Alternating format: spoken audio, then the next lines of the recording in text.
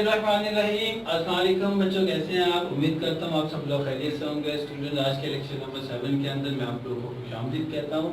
Student, जो हम लोग डिस्कस कर रहे हैं वो हमारा चैप्टर नंबर 5 है, linear inequality and linear programming. आज हमारी एक्सरसाइज 5.3 स्टार्ट हो जाएगी। ठीक है, इसके टोटल 6 क्वेश्चन हम लोगों ने करने हैं। ठीक है, बिल्कुल सेम प्रोसेस है। इस एक्सरसाइज के अंदर हम लोगों ने बताना है अपनी मैक्सिमम और मिनिमम वैल्यू को। ठीक है, जो आपके इस क्वेश्चन का क्या होगा, लास्ट स्टेप होगा। ठीक है, आपके क्वेश्चन के अंदर हम लोग क्या करते हैं, पहले एसोसिएट फॉर्म बनाते हैं, फिर हम लोग इंटरसेप्टिंग फॉर्म बनाते हैं, फिर हम लोग टेस्टिंग पॉइंट चेक करते हैं, फिर हम लोग ग्राफ बनाते हैं, फिर हम लोग क्या करते हैं, रिसेप्शन को यूज करते हुए अपना एरिया शेड करते आए हैं, फिर हम लोग क्या करते हैं, कॉर्नर पॉइंट फाइंड करते हैं। आज हमारा क्या होगा, लास्ट स्टेप होगा अपने क्वेश्चन का। ठीक है, वो क्या होगा, अपने मैक्सिमम और मिनिमम वैल्यू निकालनी है। वो निकालने किसके जरिए से, ऑब्जेक्टिव फंक्शन के जरिए से। आपके पास टोटल कितने हो जाएंगे, 7 स्टेप हो जाएंगे आपके किसके, क्वेश्चन के। तो एक्सरसाइज 5.3 स्टार्ट करने से पहले मैं आप लोगों को कुछ डेफिनेशन समझाना चाहूंगा कि वो डेफिनेशन आपको क्या कहती हैं। क्लियर हो गया स्टूडेंट? तो आप लोगों ने पहले एक्सरसाइज 5.1 और 5.2 अगर अच्छे से कर लिया, अच्छे से अंडरस्टैंड कर लिया और आपने उनके क्वेश्चन को भी क्या कर लिया, राइट डाउन कर लिया, नोट कर लिया, सॉल्व कर लिया आप लोगों ने, तो एक्सरसाइज 5.3 आपके लिए कुछ मुश्किल नहीं है। क्लियर हो गया स्टूडेंट? तो आप लोगों के पास कुछ डेफिनेशन है जो आपके पास इंपॉर्टेंट डेफिनेशन है। ठीक है, सबसे पहले तो आपके पास क्या होगा, ऑब्जेक्टिव फंक्शन क्या होता है। तो स्टूडेंट, जो ऑब्जेक्टिव फंक्शन है आपके पास ऐसा फंक्शन होगा जो आपको बताएगा मैक्सिमम या मिनिमम वैल्यू। क्या करेगा, ऑब्जेक्टिव फंक्शन क्या होता है, function which is to be maximised और minimised is called objective function. आपके इस क्वेश्चन के अंदर कहीं इक्वालिटी के अंदर कोई फंक्शन नजर आ रहा होगा, आपके पास नजर आ रहा है ना, ये कि आपके पास z इज इक्वल टू, मतलब फंक्शन आपके इस फॉर्म में भी हो सकता है, z इज इक्वल टू, या इस फॉर्म में भी हो सकता है, f ऑफ x y। परेशान नहीं होना, लेकिन इक्वल के अंदर होगा, वो आपका क्या होगा, ऑब्जेक्टिव फंक्शन कहलाएगा। तो इसकी डेफिनेशन क्या है, a function which is to be maximised और मिनिमाइज्ड, या मैक्सिमाइज करे या मिनिमाइज करे किसको, सॉल्यूशन को, वो आपका क्या कहलाता है, आपका ऑब्जेक्टिव फंक्शन कहलाता है। क्लियर हो गया स्टूडेंट? पहली डेफिनेशन। और एक बात और याद रखिएगा, जो आप फिजिबल रीजन ड्रॉ कर लेते हैं उसके अंदर इनफिनिटली मैनी फिजिबल होते हैं आपके पास। ठीक है, उसके सॉल्यूशन कितने होते हैं, फिजिबल रीजन आपके पास क्या होता है, ऐसा रीजन जो फर्स्ट क्वाड्रेंट के अंदर रिस्ट्रिक्ट हो जाए, उसके कितने सॉल्यूशन होंगे, इनफिनिटली मैनी फिजिबल सॉल्यूशन होते हैं। ठीक है, तो ये आपसे पूछ रहे कितने सॉल्यूशन होते हैं, इनफिनाइट फिजिबल सॉल्यूशन होते हैं आपके पास। क्लियर हो गया स्टूडेंट? ऑब्जेक्टिव फंक्शन के बाद आप लोगों को पता होना चाहिए कि आपके पास ऑप्टिमल सॉल्यूशन क्या होता है। क्या चीज, ऑप्टिमल सॉल्यूशन। क्लियर हो गया? मतलब the feasible solution which maximize or minimize the objective function is called क्या होगा, optimal solution। सिंपल हम कह सकते हैं कि इस ऑब्जेक्टिव फंक्शन के जरिए से जो आपके पास मैक्सिमम और मिनिमम वैल्यू आएगी, हम उसे क्या कहते हैं, ऑप्टिमल सॉल्यूशन कहते हैं। सपोज करें मैक्सिमम वैल्यू 50 आई है, तो वो आपका क्या कहलाएगा, ऑप्टिमल सॉल्यूशन। अब यहाँ पे देखिए क्या पूछा हुआ, मैक्सिमाइज करें, तो जो मैक्सिमम वैल्यू आएगी वो आपके पास क्या कहलाएगी, ऑप्टिमल सॉल्यूशन कहलाएगी। इसकी प्रॉपर डेफिनेशन क्या है, the feasible solution which maximize और minimize the objective function is called क्या कहलाता है, आपके पास ऑप्टिमल सॉल्यूशन कहलाता है। क्लियर हो गया? जो आपके पास वैल्यू आएगी, मैक्सिमम हो या मिनिमम हो, क्वेश्चन के अंदर जो भी पूछी गई होगी वो आपके पास वैल्यू क्या होगी, ऑप्टिमल सॉल्यूशन कहलाता है। इसके बाद आपके पास क्या आता है, ऑप्टिमल पॉइंट।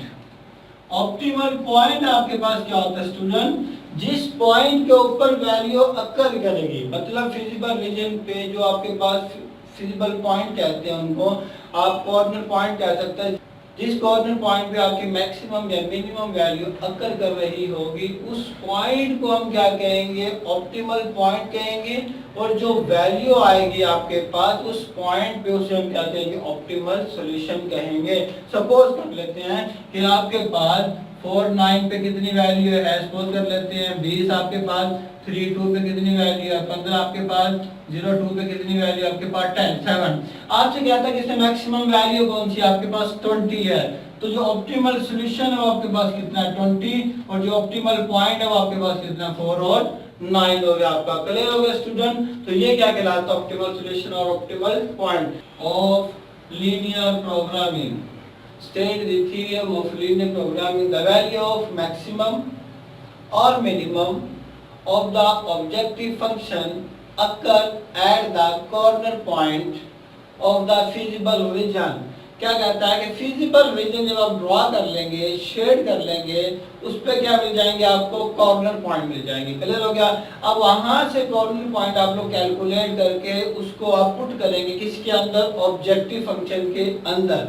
और ऑब्जेक्टिव फंक्शन के अंदर जो पुट करने से जो वैल्यू आएगी आपकी मैक्सिमम और मिनिमम, इसकी तमाम प्रोसेस को, तमाम स्टेज को क्या कहते हैं हम लोग, थ्योरम ऑफ लीनियर प्रोग्रामिंग कहते हैं। आपके पास क्लियर होगा स्टूडेंट, इंपॉर्टेंट आपकी डेफिनेशन है। क्लियर हो गया। प्रोसीजर ऑफ ऑप्टिमल सॉल्यूशन, इसके 3 बेसिक पॉइंट होते हैं आपके पास। सबसे पहले आप लोगों ने क्या करना, ग्राफ ड्रॉ करना और फिजिबल रीजन आप लोगों ने क्या कर लेना, शेड कर लेना। क्लियर हो गया। पहला पॉइंट यहाँ तक शामिल है, यानी कि 5.2 का पहला पॉइंट कंसीडर किया जाता है। इसके अंदर क्या आपने ग्राफ भी ड्रॉ कर लिया, रिसेक्शन के जरिए फिजिबल रीजन भी क्या कर लिया, ड्रॉ कर लिया। वो आपका इसका फर्स्ट पॉइंट है। इसका सेकंड पॉइंट क्या होगा, आपने कॉर्नर पॉइंट को फाइंड करना है। क्लियर हो गया। 2 स्टेप बन गए हैं। इसका तीसरा स्टेप होगा, उस कॉर्नर पॉइंट को आपने ऑब्जेक्टिव फंक्शन के अंदर पुट करना है और मैक्सिमम और मिनिमम वैल्यू क्या करनी है, कैलकुलेट करनी है।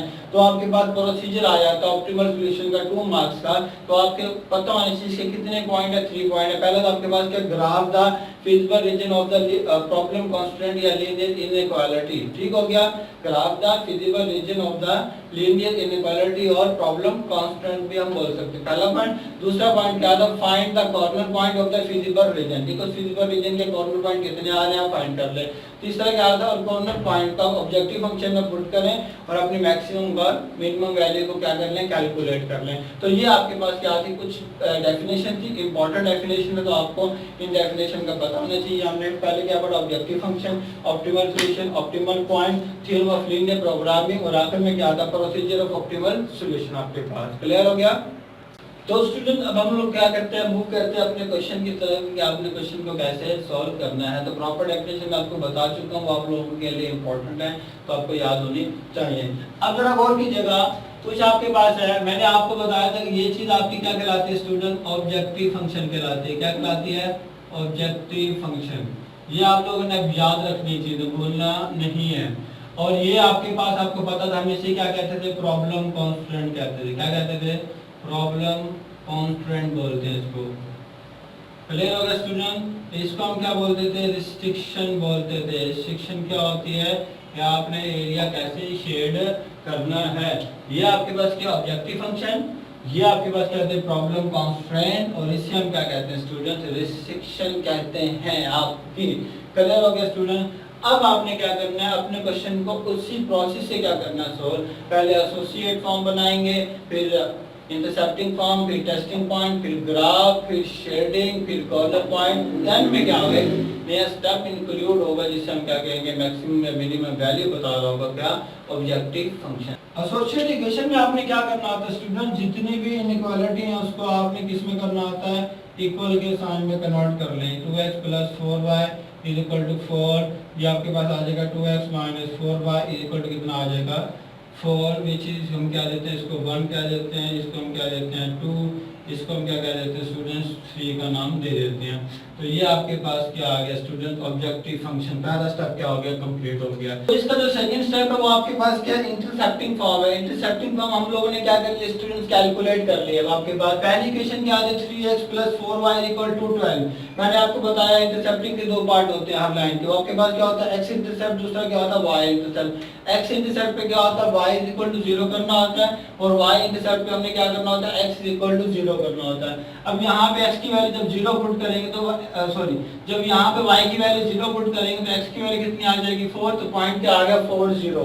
इसी तरह जब x की वैल्यू इसमें 0 पुट करेंगे लाइन में, तो आपके पास आंसर क्या आ जाएगा, y की वैल्यू 3। सेकंड पॉइंट आपके पास क्या आ गया, 0 3 आ गया। क्लियर हो गया स्टूडेंट। तो स्टूडेंट जो आपके पास सेकंड लाइन है 2x + y = 4, जब x इंटरसेप्ट करेंगे तो जब x इंटरसेप्ट करेंगे तो y क्या होगा आपके पास 0, तो पॉइंट क्या बनेगा 2 0। जब y इंटरसेप्ट करेंगे तो x क्या होगा 0, x की वैल्यू इसमें 0 पुट करेंगे तो y की वैल्यू कितनी आ जाएगी 4, तो पॉइंट क्या बन जाएगा 0 4।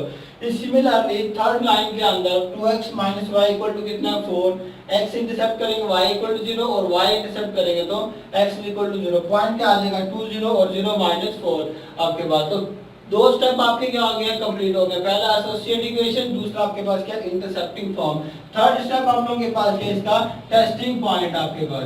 अब ये टेस्टिंग पॉइंट आपके पास क्या होता है कि आपने क्या लेना होता है हमेशा 0 0 लेना होता है, क्या लेना होता है आपने स्टूडेंट 0 0। अब ये 0 0 आपको बताएगा कि आया आपकी लीनियर इनइक्वालिटी क्या ट्रू है या फॉल्स है आपके पास। तो आपने 0 0 को कहाँ पे पुट करना है, प्रॉब्लम कॉन्स्टेंट में पुट करना है। अब जरा गौर कीजिएगा, जो आपके पास पहले है वो क्या कहता है आपको कि आपके पास 0 लेस देन है किससे 12 से, पहली बात तो क्लियर है आपके पास। दूसरी बात आपको क्या कहता है कि 0 लेस देन है किससे 4 से। तीसरा क्या कहता है आपको 0 लेस देन है वो भी किससे 4 से। क्या किया जस्ट मैंने उस 0 0 को इस प्रॉब्लम कॉन्स्टेंट में पुट कर दिया, 0 लेस देन और इक्वल है बराबर 12 से, लेकिन मैंने आपको बताया टेस्टिंग पॉइंट के अंदर आपने ओनली लेस देन या ग्रेटर देन का साइन लेना है। क्यों, या तो अपर होगा या लोअर होगा आप लोगों का, ठीक होगा, या टुवर्ड द ओरिजिन होगा या अवे फ्रॉम द ओरिजिन होगा आपके पास। तो ये आपको क्या कहता है ट्रू, ये आपको कहता है कि ट्रू है, ये भी आपकी ये वैल्यू भी आपकी क्या स्टूडेंट्स ट्रू है, और ये भी आपके पास क्या है ट्रू है। मतलब कहने का है कि तीनों की तीनों लाइनें आपकी क्या है ट्रू है। अगर ये ट्रू है तो इसका मतलब आपने टुवर्ड द ओरिजिन जाना है। एक्स वाई प्लेन के अंदर जो आपका ओरिजिन होगा आपने लाइन का जो एरिया शेड करना है, आपने उस ओरिजिन की तरफ करना है तीनों लाइनों का। जैसे आप लोग नमाज पढ़ते हैं, नमाज आपका क्या करते हैं खाना काबा की तरफ मुख करके पढ़ते हैं, तो आपने क्या करना है स्टूडेंट, इसका जो एरिया शेड करना है आपने उस ओरिजिन की तरफ ही करना है, ओरिजिन से दूर नहीं करना। हाँ अगर फॉल्स होती तो आप ओरिजिन से दूर करते। क्लियर हो गया स्टूडेंट, ये चीज आप लोगों ने अच्छे से नोट करनी है। फोर्थ स्टेप आपके पास क्या है, ग्राफ है आपका। क्लियर हो गया स्टूडेंट्स, ये आपके पास क्या स्टूडेंट्स एक्स वाई प्लेन है। अभी एक्स वाई प्लेन के अंदर हमने अब क्या करना है, अपनी लाइनों को ड्रॉ करना है। ये आपके पास क्या एक्स पॉजिटिव, भी आपके पास क्या एक्स नेगेटिव, भी आपके पास क्या वाई पॉजिटिव, भी आपके पास क्या वाई नेगेटिव आपके पास। क्लियर हो गया स्टूडेंट। अब पहली लाइन देखते हैं, क्या ये आपके पास 40 और 03, मतलब एक्स की वैल्यू कितनी है 4, ये आपके पास 1 2 3 4, ये 4 आ गया। वाई की वैल्यू कितनी है 3, 1 2 3, ये 3 आ गया। ये पॉइंट क्या बना 40 और ये पॉइंट क्या बना 03। इनको आपस में क्या करते हैं स्टूडेंट ज्वाइन करते हैं आपके पास, ये आपके पास क्या बन जाएगी एक लाइन आ गई। क्लियर हो गया, लो जी स्टूडेंट, इसको हम क्या कह देते हैं लाइन नंबर 1 कह देते हैं आपके पास। क्लियर हो गया। अब सेकंड आपके पास क्या एक्स की वैल्यू 2 और वाई की वैल्यू कितनी है 4। एक्स की वैल्यू 2 कहाँ पे है, ये भी आपके पास, वाई की वैल्यू 4 कहाँ बनेगी, यहाँ पे बनेगी। इसको भी हम क्या कर लेते हैं ज्वाइन कर लेते हैं। ये आपके पास क्या आ गया, इसकी सेकंड लाइन आ गई आपके पास। क्लियर हो गया स्टूडेंट, इसको हम कह रहे थे लाइन नंबर 2। इसका जो पॉइंट था वो क्या था आपके पास 04, इसका क्या था आपके पास 20 आपके पास। क्लियर हो गया स्टूडेंट्स। तो स्टूडेंट इसको हम क्या कह देते हैं लाइन नंबर आपके पास है 3। तो मैंने क्या कर लिया, तीनों लाइनों को ड्रॉ कर लिया। ये आपके पास क्या लाइन 1 है, ये आपके पास क्या लाइन 2 है, ये आपके पास क्या लाइन 3 है। अब तीनों लाइन आपके पास क्या थी ट्रू थी, लाइन 1 भी ट्रू, लाइन 2 भी ट्रू, लाइन 3 भी क्या थी ट्रू। तो इसका मतलब हमने ओरिजिन की तरफ क्या करना है, इसको शेड करना है। क्लियर हो गया। मतलब ये आपके पास क्या इसका ओरिजिन है 0 0, तो मतलब आपने ओरिजिन की तरफ जाना है, लाइन को नहीं देखना, जैसे आपने ओरिजिन को देखना है। ठीक है, जहां पे ओरिजिन होगा आपने उसकी तरफ शेड करते जाना है। अब जरा गौर कीजिएगा, लाइन 1 आपके पास क्या ट्रू थी, ओरिजिन आपका ये है, तो इसका जो एरिया बनेगा वो नीचे की तरफ बनेगा, ऐसे ही ये वाला। क्लियर होगा स्टूडेंट, नीचे की तरफ आएगा आपका। इसको हम सारा मिटा भी सकते हैं, ठीक है, बाद में कर देंगे। क्लियर हो गया। तो पहली लाइन का तो नीचे की तरफ आएगा। दूसरी लाइन आपके पास क्या है ब्लू वाली, इसका भी एरिया क्या होगा नीचे की तरफ होगा, क्यों ये भी आपके पास क्या है ट्रू, ओरिजिन नीचे है, लाइन आपकी क्या ऊपर है। क्लियर हो गया, ये इसका एरिया बनेगा। क्लियर हो गया। अब तीसरी आपके पास क्या है ग्रीन वाली लाइन है, ये भी क्या ट्रू है, लेकिन ये नीचे है, ओरिजिन आपका क्या ऊपर है, तो इसका एरिया कहाँ शेड होगा, ऊपर की तरफ शेड होगा। क्लियर होगा स्टूडेंट, ऊपर की तरफ जाना आपने, ये चीज आ गई है। क्लियर हो गई। ये तो हमने बता दिया कि हमारा एरिया किस तरफ शेड होना। अब हमने क्या देखना है, अपने रिस्ट्रिक्शन को देखना है। रिस्ट्रिक्शन क्या कहती है, एक्स भी पॉजिटिव वाई भी पॉजिटिव। इसका मतलब आपका फर्स्ट क्वाड्रेंट है, क्यों, फर्स्ट क्वाड्रेंट के अंदर x भी पॉजिटिव होता है और y भी पॉजिटिव होता है। अब इसका मतलब हमें ये तो चाहिए नहीं, ये तो आपका क्या आ गया सेकंड क्वाड्रेंट के अंदर आ गया, ये तो हमें चाहिए नहीं, ये भी हमें नहीं चाहिए, इसका भी क्या आएगा थर्ड क्वाड्रेंट है, ये भी हमें नहीं चाहिए, इसका क्या आएगा फोर्थ क्वाड्रेंट आपके पास। क्लियर हो गया।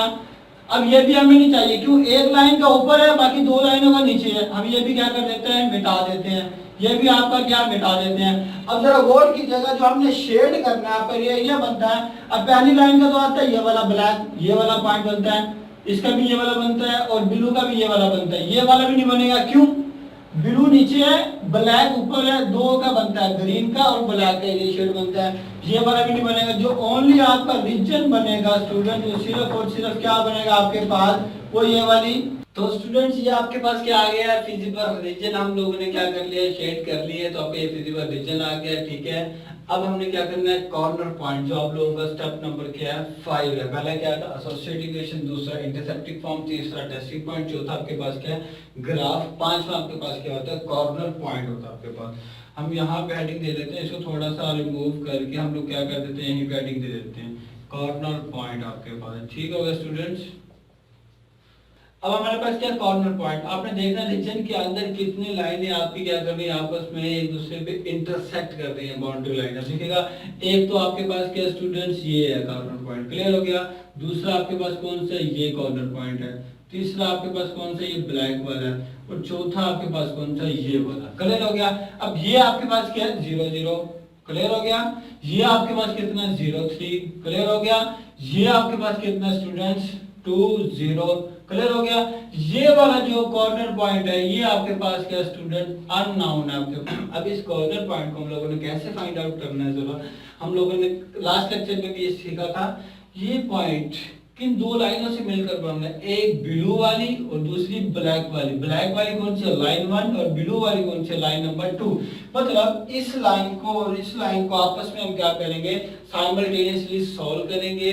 साइमल्टेनियसली सॉल्व करने के बाद x और y की वैल्यू को क्या करेंगे हम लोग कैलकुलेट करेंगे, तो हमारे पास क्या आ जाएगा कॉर्नर पॉइंट आ जाएगा। ये आपके पास क्या 3x + 4y = 12, ये आपके पास क्या 2x + y = कितना है 4 आपके पास। क्लियर हो गया। मैं आप इस इंटरसेप्टिंग फॉर्म को मिटाने लगा स्टूडेंट, तो हम क्या करेंगे कॉर्नर पॉइंट यहाँ पे फाइंड करेंगे। तो स्टूडेंट अब हम लोगों ने क्या करना है इस अननोन पॉइंट को क्या करते हैं कैलकुलेट करते हैं, किससे मिलकर बन रहा है लाइन 1 एंड लाइन 2। लाइन 1 आपके पास क्या है 3x + 4y = 12 और लाइन 2 आपके पास क्या है 2x + y = 4। क्या करते हैं सोल्व करते हैं 3x + 4y = कितना है 12। अब लाइन 2 को हम 4 से मल्टीप्लाई कर देते हैं, क्यों सेम हो जाएंगे आपके पास 8x + 4y = कितना आ जाएगा आपके पास 16।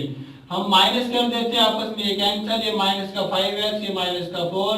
अब x की वैल्यू कितनी आ जाएगी आपके पास 4/5 आ गया। क्लियर हो गया। अब हमने क्या निकालना स्टूडेंट्स y की वैल्यू निकालनी है, किसी एक में पुट कर दे 1 में या 2 में। 2 में पुट कर देते हैं 14, 2 कर लेते हैं हम लोग, ये आ जाएगा 2 × 4/5 प्लस y = कितना आ जाएगा 4। अब ये आ जाएगा 4 × 2 = 8, 8 उधर जाके क्या हो जाएगा 4 - 8/, क्या हो जाएगा 5 = क्या आ जाएगा 20 - 8/5 और which = कितना आ जाएगा 12/5 आ गया।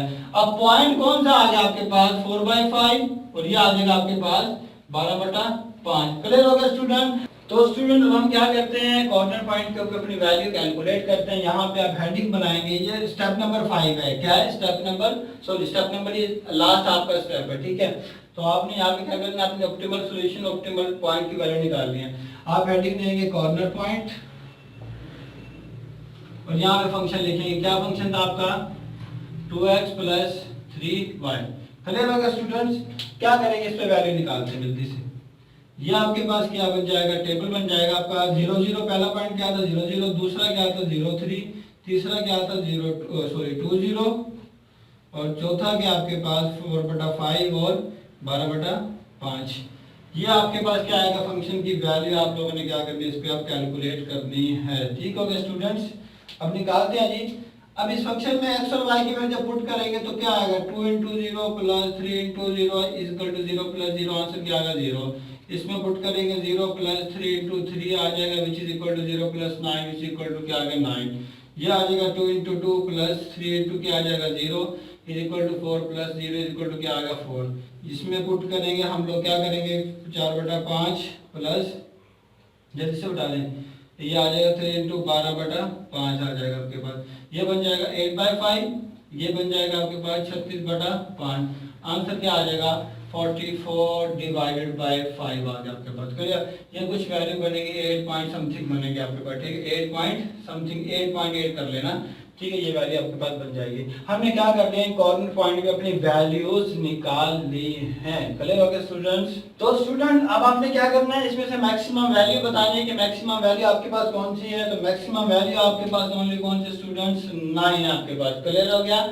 अब इस 9 को हम क्या कहते हैं, याद रखिएगा आपका मैंने बताया था ऑप्टिमल सॉल्यूशन। ऑप्टिमल सॉल्यूशन आपका कितना आया स्टूडेंट्स 9 आया है, और ऑप्टिमल पॉइंट आपके पास कितना आया स्टूडेंट्स, जल्दी से बता दें 0 3 आया। क्लियर हो गया। तो ये आपके पास क्या हो गया, क्वेश्चन एंड हो गया। और आपने लास्ट में एक स्टेटमेंट लिखनी है, the maximum value is 9 at आपके पास कौन सा पॉइंट 0.3 है। तो ऑप्टिमल सॉल्यूशन कितना 9, ऑप्टिमल पॉइंट क्या 0.3 आपके पास। तो स्टूडेंट ये आपको क्या होगा, क्वेश्चन कंप्लीट हो गया 5.3 का। क्वेश्चन नंबर 3 करवाया मैंने आप लोगों का 1 और 2 सेम है, दैट इज मैक्सिमाइज वाला करवा लें इंशाल्लाह। नेक्स्ट लेक्चर के अंदर हम क्या करेंगे, मिनिमाइज वाला करेंगे। तो स्टूडेंट सेम प्रोसेस है, कुछ भी नहीं है, ठीक है। एक स्टेप क्या है एक्स्ट्रा है, पहला क्या था एसोसिएट फॉर्म आपको पता है, इंटरसेप्टिंग फॉर्म आपको पता है, टेस्टिंग पॉइंट आपको पता है, ठीक है, ग्राफ आपको पता है। क्लियर हो गया। फिर आपने क्या करना, कॉर्नर पॉइंट आप लोगों ने निकालना है। देन आप लोगों ने स्टूडेंट्स क्या करना है, अपना कॉर्नर पॉइंट को निकाल के फाइंड आउट करके उस ऑब्जेक्टिव फंक्शन में पुट करना है, टेबल बनेगा इस तरह। फिर उसमें से जो मैक्सिमम वैल्यू होगी वो आपका ऑप्टिमल सॉल्यूशन होगा, और जिस पॉइंट पे आ रही होगी वो क्या होगा आपके पास ऑप्टिमल पॉइंट हो गया। तो स्टूडेंट्स ये था हमारा आज का लेक्चर। तो इंशाल्लाह ताला कल के लेक्चर के अंदर क्या करेंगे, मिनिमाइज वाला क्वेश्चन करेंगे। तो आज के लेक्चर के अंदर मुझे इजाजत दीजिए। अल्लाह हाफिज़, अल्लाह निगहबान।